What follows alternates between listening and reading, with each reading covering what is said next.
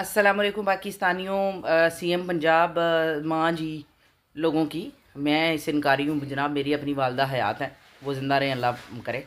तो वो जो माँ जी थी वो किसी अब तकरीब में आज हरा दुपट्टा लेके तो फरमा रही थी कि वो जेल में बैठा हुआ एक शख्स वो ट्वीट करता है, वो सोचता है कि हम उसके ट्वीट के इंतज़ार में बैठे हैं, पाकिस्तान आगे गुजर गया है, वो किस्सा परीना हो गया है।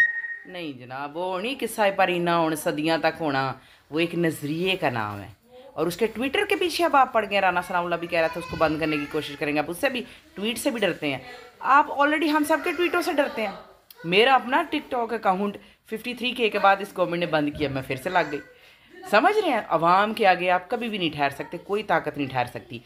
दूसरी बात, वो किस्सा एक परीना बन गया तो रोज़ तुम ਉਹਦੇ ਨਾਂ ਦੀ ਮਾਲਾ क्यों जापते होंगे हो? माँ जी होर कोई काम करो सा। ਤੁਸੀਂ ਸਾਊਦੀਆ ਨਾਲ ਇੰਪੈਕਟ ਕੀਤਾ ਹੈ ਕਿ ਟਰੀਟੀ ਕੀਤੀ ਹੈ, ਜੋ ਵੀ ਕੀਤੀ ਉਹਦੇ ਨਕਾਤ ਤੇ ਗੱਲ ਕਰੋ, ਉਹਦੇ ਫਾਇਦੇ ਦੱਸਦੇ ਪਏ ਸੋ। ਵਿੱਚ ਖਾਨ ਸਾਹਿਬ ਤੁਹਾਨੂੰ ਕਿੱਥੋਂ ਯਾਦ ਆ ਗਏ? ਆਪ ਤੇ ਤੁਹਾਡੇ ਜ਼ੇਨ ਤੋਂ ਲੱਥਦਾ ਨਹੀਂ, ਹਰ ਵਕਤ ਚੜਿਆ ਰਹਿੰਦਾ। ਉਹ ਹੁਣ ਕਿਹੜੀਆਂ ਮਸਾਲਾ ਮੈਂ ਦਿਮਾਗੋਂ ਕਮਿਊਨਿਟੀ ਗਾਈਡਲਾਈਨ ਆ ਜਾਂਦੀ ਹੈ।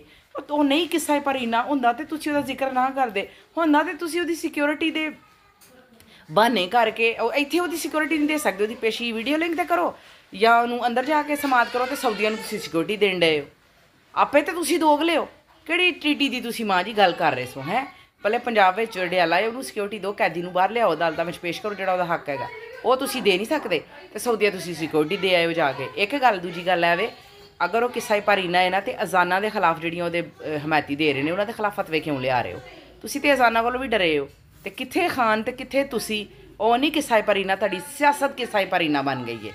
ਇਸ ਵਕਤ ਤੁਸੀਂ ਡੰਡੇ ਦੇ ਜ਼ੋਰ ਤੇ ਜ਼ਬਰਦਸਤੀ ਨਾਲ ਬੈਠੇ ਹੋਏ ਹੋ ਔਰ ਯਹੂਦ ਔਰ ਦੂਜੀਆਂ ਤਾਕਤਾਂ ਦੇ ਹੱਥਾਂ ਦੇ ਕਠਪੁਤਲੀਆਂ ਬਣ ਕੇ ਸਾਡੇ ਤੇ ਮੁਸੱਲਤ ਹੋ। ਵਰਨਾ ਤੁਹਾਨੂੰ ਪਤਾ ਹੈ ਕਿ ਤੁਸੀਂ ਹੁਣ ਹਲਕੇ 'ਚੋਂ ਵੀ ਜਿੱਤਣ ਜੋਗੇ ਨਹੀਂ ਰਹੇ। 8 ਫਰਵਰੀ ਯਾਦ ਹੋਏਗਾ, ਠੀਕ ਹੈ ਨਾ? ਹੋਰ ਵੀ ਬੜੀਆਂ ਗੱਲਾਂ ਤੁਹਾਨੂੰ ਯਾਦ ਕਰਾ ਲਈਆਂ ਨੇ, ਵੀਡੀਓ ਲੰਮੀ ਹੋ ਜਾਣੀ ਹੈ। ਲੇਕਿਨ ਮਾਂ ਜੀ ਤੁਸੀਂ ਖਾਨ ਸਾਹਿਬ ਦਾ ਨਾਮ ਦੀ ਮਾਲਾ ਨਾ ਜਪਿਆ ਕਰੋ। ਤੁਸੀਂ ਟਾਟਾ ਬਾਏ ਬਾਏ ਕਸ਼ਤੀਆਂ 'ਤੇ ਚੜ੍ਹ ਕੇ ਕਰੋ, ਲੋਕਾਂ ਨੂੰ ਰੈਸਕਿਊ ਵਾਲਿਆਂ ਨੂੰ ਕਰੋ, ਇਹਨਾਂ ਦੇ ਬੱਚੇ ਚੁੱਕ ਕੇ ਖੜਾਓ, ਉਹਨਾਂ ਦੇ ਖੜਾਓ, ਇਹੀ ਕੰਮ ਕਰੋ। ਤੁਸੀਂ ਇਹੀ ਕਰ ਸਕਦੇ ਹੋ।